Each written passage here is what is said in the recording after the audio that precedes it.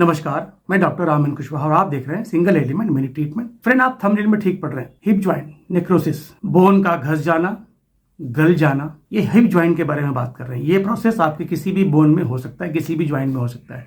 Necrosis का मतलब होता है गल जाना या घिस जाना। आर्थोपेडिक डिसऑर्डर में ये ऐसा प्रॉब्लम है, अगर ये पूरी तरह से आपको हो गया तो इसका कोई इलाज नहीं है, सिर्फ आपको सर्जरी करना है, टोटल हिप ज्वाइंट रिप्लेसमेंट। लोग दावा बहुत करते हैं कि ये हम कर देंगे, वो कर देंगे।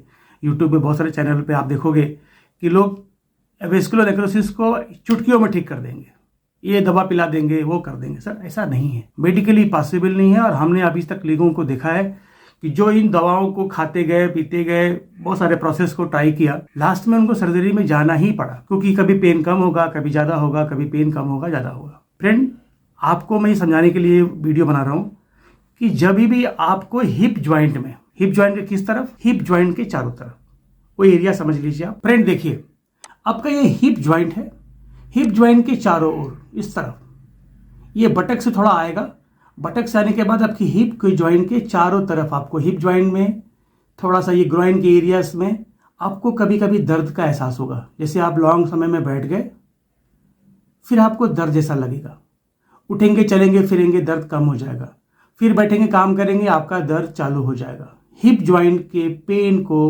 आपको इग्नोर नहीं करना है।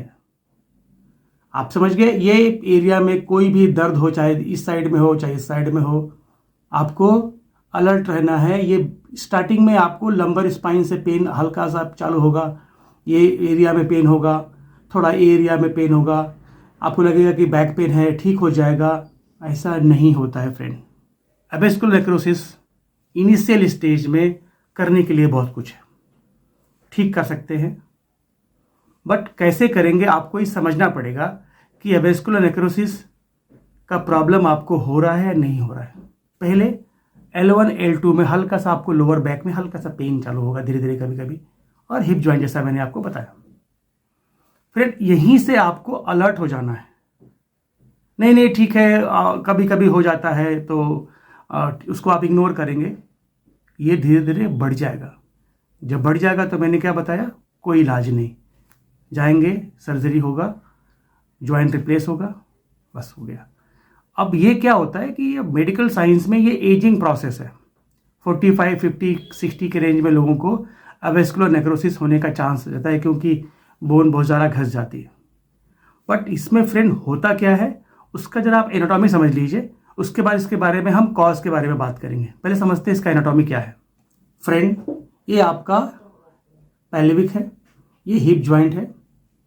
आप देखिए, ये फीमर हेड है, ये आपकी हड्डी है, थाई बोन बोलते हैं इसको। यहाँ पे ये बॉल है, ये सॉकेट है, ये बॉल एंड सॉकेट ज्वाइंट है।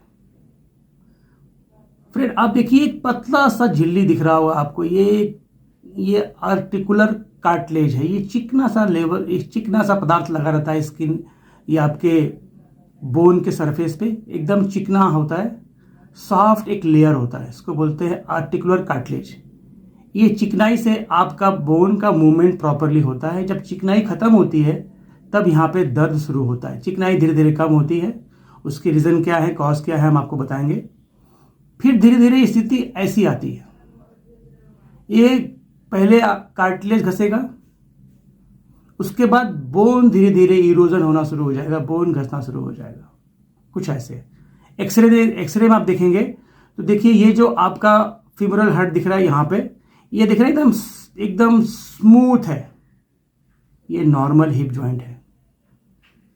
इधर आइए, आप देख रहे हैं ये कुछ अजीब सा अनइवन दिख रहा है, दिख रहा है फीमोरल हेड अनइवन दिख रहा है, ये है नेक्रोसिस, ऐसा दिखेगा। ये हो गया इसका एनाटॉमी। इस तरह के प्रोसेस होता है तो इसको बोलते हैं एवेस्कुलर नेक्रोसिस।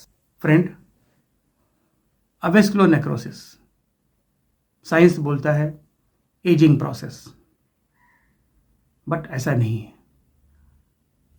अब इसके कारण के बारे में जानते हैं, ये इतना बेकार सा आर्थोपेडिक डिसऑर्डर क्यों है, क्यों सर्जरी के अलावा कोई इलाज नहीं, कोई कितना भी क्लेम करे, बट अगर ये अपने लेवल पे आ गया, लेवल 2, लेवल 3 में, तो फिर उसको आपको सर्जरी करके ही ठीक करना है। अब इसके कारण के ऊपर हम बात करते हैं। फ्रेंड, इसमें सबसे पहला जो कारण है वो कारण ये है कि आपके जो फीमोरल हेड के ऊपर जो सप्लाई है, ब्लड सप्लाई है, वो इंटरप्ट हो जाती है। पहला कारण यही है।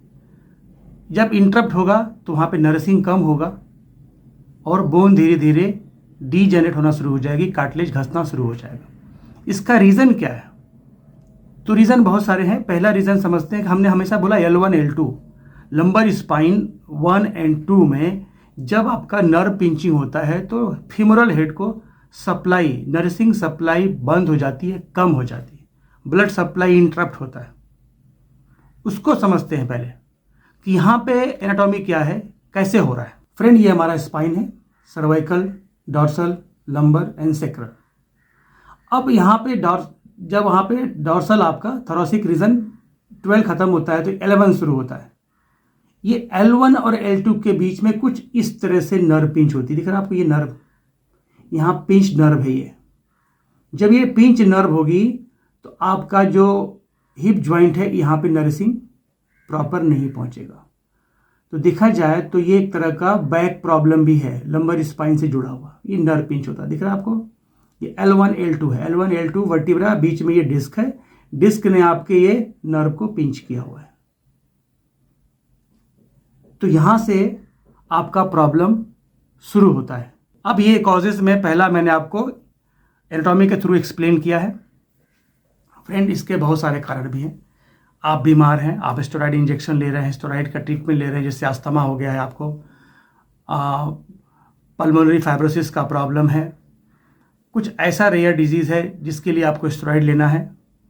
फॉर एग्जांपल, आपका स्पाइन में प्रॉब्लम है, इनक्लोजिंग स्पोनोसिस का प्रॉब्लम है और आप इंजेक्शन ले रहे हैं, स्टेरॉइड इंजेक्शन ले रहे हैं, तो ऐसे लोगों का बोन बहुत जल्दी घसता है। फिर अगर किसी को कीमोथेरेपी हो रहा है, कोई कैंसर का प्रॉब्लम है, तो उसका भी बोन घसेगा, उसको भी ये प्रॉब्लम हो सकता है। और एवेस्कुलर नेक्रोसिस बॉडी के किसी भी ज्वाइंट में हो सकता है, जरूरी नहीं कि हिप ज्वाइंट में हो।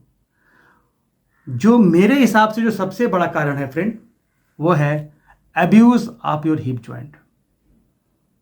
कैसे करेंगे अब्यूज? नॉर्मल चलना फिरने से अब्यूज नहीं होता है। आप जिम जा रहे हैं, जिम में 2 बेसिक एक्सरसाइज है जहां से आप हिप ज्वाइंट को ज़्यादा इन्वॉल्व करते हैं। पहला है स्क्वाट, वेट लेके स्क्वाट करते हैं। फिर लेग प्रेस। अब आपको स्क्वाट करना है, आपका वेट जो कैरिंग वेट है, आप कितना वेट लेना चाहिए आपको पता नहीं, ज़्यादा वजन ले रहे हो, ज़्यादा एफर्ट डाल रहे हो, आपको लग रहा है कि मेरा थाई मसल्स बिल्डअप हो रहा है। लेग प्रेस में आप ज़्यादा वेट लेके लेग को प्रेस कर रहे हो। इस कंडीशन में आपके हिप ज्वाइंट पे एक्सेस प्रेशर पड़ता है। दूसरी बड़ी गलती, आपका न्यूट्रिशंस माल फंक्शन, आप प्रॉपर डाइट नहीं ले रहे हो, आपका लंबर स्पाइन का कर्व लॉस हो रहा है। कर्व लॉस लंबर स्पाइन, मैं हमेशा अपने वीडियो में बताता हूँ, लॉस ऑफ लॉर्डोसिस कर्वेचर, आपको पता नहीं है। लंबर स्पाइन L1 L2 बार बार पिंच हो रही है, पेन हो रहा है, आप इसको इग्नोर कर रहे हो और अपना एक्सरसाइज कर रहे हो। दूसरा, वे प्रोटीन, इसका सबसे बड़ा दुश्मन अगर कोई है जो यंग बच्चों में हो रहा है, एवेस्कुलर नेक्रोसिस यंग बच्चों में भी देखा जा रहा है, बहुत कॉमन हो गया। उसके पीछे है वो जिम जाते हैं और वे प्रोटीन, वो कौन सा प्रोटीन है, किस ब्रांड का है, उसमें क्या क्या चीज़ें हैं, उनको कुछ पता नहीं।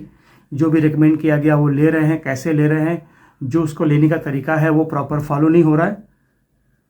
प्रोटीन करता है क्या है, आपके बॉडी के वाटर लेवल को कम करना शुरू करता है। तो इसके लिए जब आप प्रोटीन लेते हैं तो आपका वाटर लेवल हमेशा आपको मेंटेन करना पड़ता है। अब ये प्रोटीन आपके बॉडी में वात पित्त डेवलप करता है, विंड बढ़ाता है, क्योंकि ये वे प्रोटीन है, नेचुरल प्रोटीन नहीं है। जब विंड बढ़ाएगा तो आपको पता है, जो हमारे रेगुलर व्यूअर्स हैं उनको मालूम है कि जब विंड बढ़ेगा तो बॉडी का लुब्रिकेशन कम होगा, जब लुब्रिकेशन कम होगा तो कार्टिलेज घसेगा, बोन घसेगा, आर्थराइटिस होगा। फ्रेंड, यहीं से प्रॉब्लम शुरू हो जाता है। बाकी आप बीमार हैं, आप अल्कोहलिक हैं, आप ड्रग्स ले रहे हैं, फिर भी जिम जा रहे हैं, एक्सरसाइज कर रहे हैं, फिर आपका भगवान मालिक है। आप देख लीजिए कि आपको जिम जाके अपना हेल्थ ठीक करना है या लिकर इनटेक मेंटेन करना है, बियर पीना है और बहुत सी चीज़ें पीने वाली आप पी भी रहे हैं और जिम भी जा रहे हैं, आपको मसल्स बिल्डअप करना है, दिखाना है कि मुझे। ऐसे लोगों को नेक्रोसिस ज़्यादा हो रहा है। फ्रेंड, अगर आप जिम जा रहे हैं तो किसी भी तरह का पेन को आप इग्नोर मत करिए। खास करके हिप जॉइंट में तो बिल्कुल इग्नोर मत करिए, नहीं तो सर्जरी के अलावा कोई इलाज नहीं है। इनिशियली आप पता चल गया तो बहुत सारी चीज़ें हैं, जैसे पंचकर्मा में ऑयल मसाज, कटी बस्ती, पोटली मसाज, बहुत अच्छे से इसका इलाज होता है। कुछ मेडिसिन भी देते हैं वो। होम्योपैथी में 4 मेडिसिन है, उस मेडिसिन का आप नाम देख लीजिए। आपको अगर इनिशियल में कुछ पेन हो रहा है तो होम्योपैथी डॉक्टर के पास ज़रूर जाइए। अगर आपका डॉक्टर अवेलेबल नहीं है तो ये मेडिसिन आप ऑनलाइन भी मंगा सकते हैं। तो उसमें पहला मेडिसिन है, और चारों मेडिसिन के सिम्टम अलग अलग हैं। तो फ्रेंड, इसमें पहला मेडिसिन है साइफिलिनम 200 CH लेना है आपको। ये बोन पेन होता है, रात में सो रहे समय आपके हड्डियों में दर्द होता है, तो 200 CH 3 से 4 ड्रॉप या 5 ड्रॉप डायरेक्ट टंग पे ले सकते हैं आप। 1 चम्मच पानी में मिक्स कर सकते हैं, सुबह दोपहर शाम लीजिए। फिर है स्टोरिनम, इसके बाद है नंबर 2 पे आता है स्ट्रोंटिनम 200।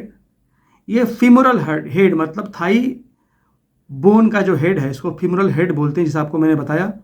अगर यहाँ पे कुछ वेस्कुलर नेक्रोसिस का प्रॉब्लम है, कुछ पेन हो रहा है, तो ये मेडिसिन सेम प्रोसेस, 5 ड्रॉप 1 चम्मच पानी में सुबह दोपहर शाम। तीसरी मेडिसिन है प्रॉपर हिप ज्वाइंट में अगर नेक्रोसिस डेवलप हो रहा है, आपके एक्सरे में दिख रहा है कि भाई थोड़ा इरोजन हो रहा है, तो नेट्रम सल्फ 200 CH में ले लीजिए। वही 5 ड्रॉप। अगर ज़्यादा पेन हो रहा है तो 10 ड्रॉप ले लीजिए 1 चम्मच पानी में सुबह दोपहर शाम। अगर अधिक पेन हो रहा है तो हर 2-2 घंटे पे आप ले सकते हैं। चौथा मेडिसिन है फ्लोरिक एसिड। आपके बॉडी पे कोई भी लॉन्ग बोन है, लंबी बोन है, जैसे ह्यूमरस, टिबिया, थाई बोन, ये लंबी लंबी बोन्स हैं, इसमें अगर कोई इरोजन हो रहा है तो आपको फ्लोरिक एसिड 200 पावर में लेके आप इसको शुरू कर सकते हैं। लेने से पहले कोशिश करिए कि अपने डॉक्टर को मिलें, बातचीत करें, फिर ये दवाई लें। फ्रेंड, मैंने बताया कि L1 L2 में जब नर्व पिंच होता है तो ज्वाइंट को नरिशिंग कम मिलता है, तो यहाँ पे इरोजन शुरू होता है। ये है फिजिकल प्रॉब्लम, पोस्चरल डिसऑर्डर। तो इसके लिए 3 आसन के सीक्वेंस हमने लो बैक पेन के वीडियो में बताया हुआ है। 3 आसन हैं, कटी वक्रासन, एक पाद पवन मुक्तासन और भुजंगासन। ये 3 कॉम्बिनेशन हमने बताए हैं। उस वीडियो का लिंक मैं आपको इसके डिस्क्रिप्शन बॉक्स में दूंगा, वो वीडियो आप देख लीजिए। अगर आपको कभी भी इस तरह की अनुभूति हो रही है कि आपके हिप ज्वाइंट में हल्का पेन हो रहा है, लंबर में कुछ हल्का पेन हो रहा है, लो बैक में, तो ये 3 आसनों को स्टार्ट कर दीजिए। विद इन 5 to 10 डेज में आपको आपके हिप बोन में, हिप ज्वाइंट में पेन जो हो रहा है और लंबर स्पाइन में जो पेन हो रहा है वो धीरे धीरे निकल जाएगा। अगर नहीं निकलता है तो इमीडिएट डॉक्टर के पास जाइए और अपने इस प्रॉब्लम को बताइए, डिस्कस करिए और आगे का थेरेपी करिए। अगर ऐसा कुछ भी हो रहा है तो सबसे पहले अपना जिम का ट्रेनिंग बंद करिए और वे प्रोटीन बंद करिए, और डॉक्टर के पास जाके अपने डॉक्टर को बताइए कि आप कौन सा वे प्रोटीन ले रहे थे। ऑर्थोपेडिक्स को डिस्कस करिए, उसके बाद ही कुछ करिए। Friend, vascular necrosis of hip joint अगर हो गया, सिर्फ सर्जरी हो सकता है। आप यूट्यूब पे वीडियो देख के आप चकराइए मत कि नहीं हो जाएगा, कोई चटका दे रहा है तो कोई ये मेडिसिन खिला रहा है, कोई वो जूस पिला रहा है, होता कुछ नहीं है। एक बार घिस गया बोन तो घिस गया। नी ज्वाइंट में बहुत कुछ हो सकता है, शोल्डर ज्वाइंट में बहुत कुछ हो सकता है, लेकिन हिप ज्वाइंट में बहुत कुछ नहीं हो सकता है। तो फ्रेंड, अगर किसी को वेस्कुलर नेक्रोसिस का प्रॉब्लम है तो यहाँ दाएं बाएं ट्राई नहीं करे, सीधा सर्जरी को जाके डॉक्टर के पास बात करें, सर्जरी कराए। टाइम वेस्ट मत करें, क्योंकि जितना घसेगा उतना कॉम्प्लिकेशन बढ़ेगा। फ्रेंड, अगर ये वीडियो आप लोगों को अच्छा लगा हो तो अपने फ्रेंड में शेयर करें, चैनल को सब्सक्राइब करें, वीडियो को लाइक करें। इस वीडियो को अंत तक देखने के लिए आप सभी का धन्यवाद। Thank you and God bless you all.